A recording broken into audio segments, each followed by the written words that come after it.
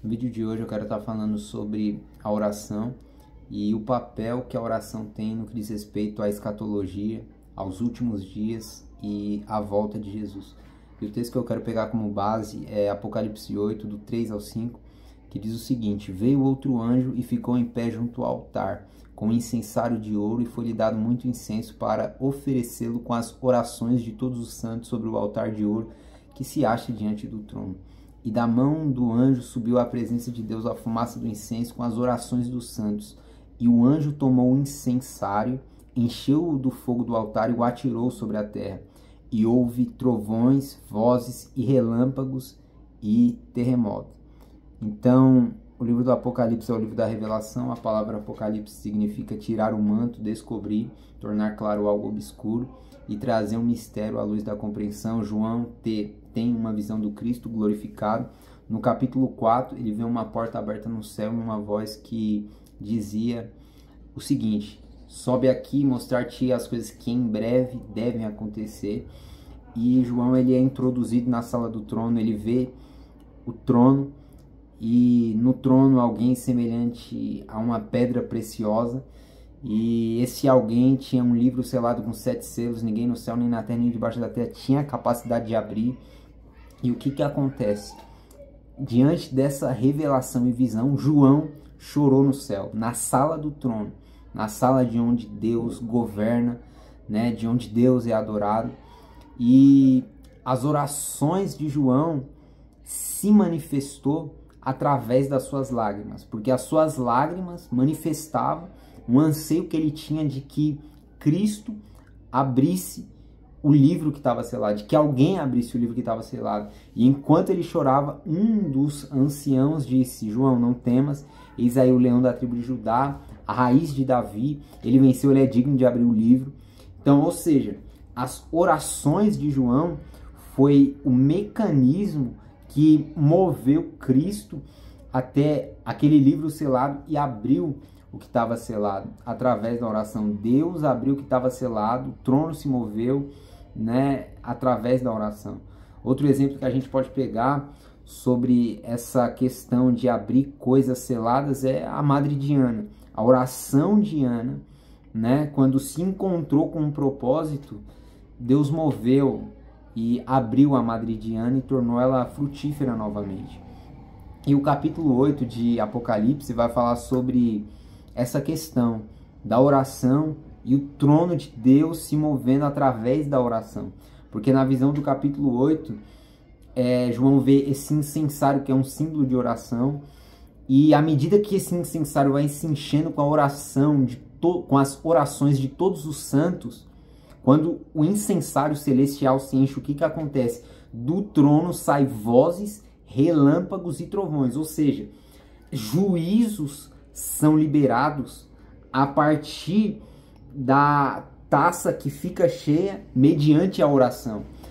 Quando Deus falou a maneira para Abraão, como que ele seria dono, como que ele possuiria a Canaã, Deus falou: Abraão, primeiro, eu vou te responder da seguinte forma: faz um sacrifício para mim, me adora, né, me sacrifica. E quando Abraão ele prepara o sacrifício, Deus revela como que Abraão se tornaria pai de uma grande nação, como que a nação cresceria, onde que ela cresceria, as terras que possuiria.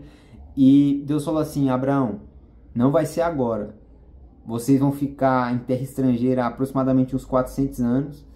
E é necessário que o meu cálice se encha. Ou seja, existe 2 cálices. O da terra se enchia de maldade e o cálice do céu se enchia de intercessão, de adoração. E quando esses 2 cálices se enchem, o da terra era perversão, mas os amigos de Deus, através da oração, iam enchendo o cálice celestial. E quando o clímax chega, o que acontece? Deus chama Moisés e o tempo do cumprimento acontece. Por quê? Porque os cálices se encheram. O da terra era perversão, mas os amigos de Deus que estavam na terra, através da oração, encheu o cálice celestial. E quando o cálice celestial se encheu, o trono de Deus se move, Deus se manifesta a Moisés e Deus se movimenta. Deus, ele se move através da oração. O trono de Deus se movimenta. através da oração. E a gente vê isso em todo o contexto bíblico. Por exemplo, em Gênesis 25, 21, a Bíblia vai dizer que Isaac orou ao Senhor por sua mulher porque ela era estéril. E o Senhor lhe ouviu as orações e Rebeca concebeu. Em outras traduções vai dizer Isaac orou incessantemente por Rebeca, sua mulher. Jacó, que foi transformado em Israel. Em que momento houve essa transformação?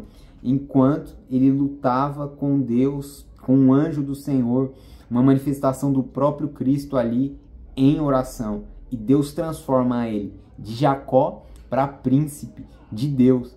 E nesse encontro que ele tem com Deus, ele nunca mais andou da mesma forma.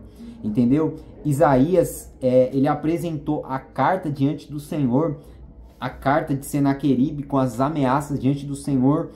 E a Bíblia diz que o anjo do Senhor desceu e guerreou contra os assírios. Mais de 185 mil soldados assírios foram mortos através da carta, da oração que chegou diante do trono de Deus através de Isaías e Ezequias. Em Lucas 3, versículo 21 e 22, Lucas vai relatar sobre o batismo e ele, diferente dos demais evangelistas que escreveram o evangelho, Mateus, Marcos e João, ele vai dizer que enquanto Jesus estava sendo batizado, ele estava orando.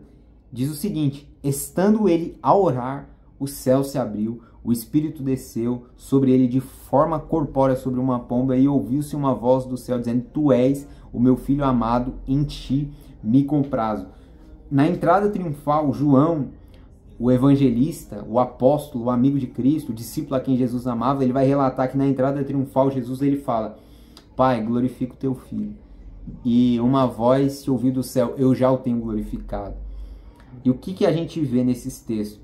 A oração movimentando o trono. No batismo, a oração fazendo o céu se abrir, o Espírito descer, Deus se mover e falar. Na entrada triunfal, a oração levando Jesus a ter uma resposta do Pai diante, e toda aquela multidão ouviu, só não discerniu o que era a voz. Em Lucas 9, versículo 28 e 29 diz assim: cerca de 8 dias depois de proferidas tais palavras, Jesus tomou Pedro, Tiago, João, subiu para o monte. E no versículo 29 diz assim: e aconteceu que, enquanto ele orava, a aparência do seu rosto se transfigurou e suas vestes resplandeceram de brancura. Ou seja, à medida que Jesus orava, houve a transfiguração. Quando Moisés desceu do monte, depois de 40 dias e 40 noites, sem comer e sem beber, estando na presença de Deus, ele estava dentro do tabernáculo celestial, do santuário celestial, no mesmo lugar que João estava, na sala do trono. Ele desceu, o rosto dele resplandecia. Por quê? Porque ele estava tendo um contato com o celestial, um contato com o divino. Ele tinha uma comunhão com Deus. Em Lucas 22, na oração do Getsemane, Jesus vai orar, né? E Lucas ele vai relatar que no versículo 20, no capítulo 22, no versículo 43 e 44, que apareceu um anjo do céu que confortava Jesus naquele momento de aflição. E estando em agonia, orava intensamente. Aconteceu que o seu suor tornou-se em gotas de sangue caindo sobre a terra. Entendeu? Os anjos de Deus foram atraídos através da oração. Em Daniel 9, enquanto Daniel confessava o seu pecado e o pecado do povo, o anjo Gabriel veio. Em Daniel 10, quando ele estava 21 dias de jejum e oração, aplicando o Senhor para buscar, aplicando o seu rosto para buscar o Senhor, o que acontece? Uma batalha no mundo espiritual, 21 dias de batalha travada, e nesses 20, desde o primeiro dia Deus já tinha ouvido a resposta, porém houve uma batalha e Gabriel precisou do auxílio do arcanjo Miguel. Em Atos capítulo 1, a Bíblia vai dizer que os discípulos perseveraram em oração no cenáculo, né? Porque Jesus falou: a promessa vai vir, mas permaneça em Jerusalém até que do alto seja revestido de poder. E o que acontece? No capítulo 2, o Espírito Santo desce, todos são cheios do Espírito Santo, há um derramar do Espírito Santo, há um mover de Deus. Mas o que houve, o que precedeu, o que aconteceu antes? A igreja estava em oração. Em Atos capítulo 4, enquanto os discípulos, depois de terem sido açoitados e conclamados pelo Sinédrio a não mais pregar, Eles se reuniram com a igreja e a Bíblia diz assim, Atos 4:31. Tendo eles orado, tremeu o lugar onde estavam reunidos. Todos ficaram cheios do Espírito Santo e com intrepidez anunciavam a palavra de Deus. Em Atos 12, Pedro estava preso e a Bíblia diz que a igreja fazia contínua oração a Deus por Pedro. E o anjo do Senhor, um anjo, desceu e livrou Pedro da prisão. Por quê? Porque a igreja orou e a oração moveu, né, o trono de Deus. Em Atos 16, por volta da meia-noite, Atos 16, 25, 24, por ali, a Bíblia diz o seguinte: por volta da meia-noite, Paulo e Silas oravam e cantavam hinos a Deus, e os outros presos os escutavam, e houve um terremoto. Então a gente vê que sempre há uma movimentação do trono de Deus quando a igreja ora. Por isso há uma grande importância na oração e a gente precisa orar. Quando orar?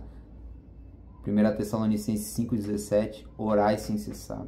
Efésios 6, orando em todo tempo, vigiando com ações de graça e súplica. Jesus disse, vigiai e orai para que não entreis em tentação. O ministério de Jesus era um ministério que ele priorizava a oração. A Bíblia diz que a fama de Jesus percorria, crescia, mas ele se retirava para os lugares solitários e ali orava. Em João 5, Jesus ele fala, as coisas que eu faço, eu vejo meu Pai fazer primeiro, e então eu faço depois que eu vejo meu Pai fazer. E onde que Jesus via o Pai? Através da oração. Então, nesse vídeo de hoje, que você receba essa palavra, e eu vou continuar falando sobre a oração no próximo vídeo, e entrando mais na questão da oração e a volta de Jesus e o contexto que a oração, o contexto da oração na escatologia. Eu vou estar encerrando esse vídeo por aqui para não estender mais do que já estendi. Então, que Deus em Cristo nos ajude a orar em todo tempo, a maneira que Jesus orava, porque Ele nos deu exemplo para que assim como Ele fez, a gente faça. Amém? Deus em Cristo vos abençoe.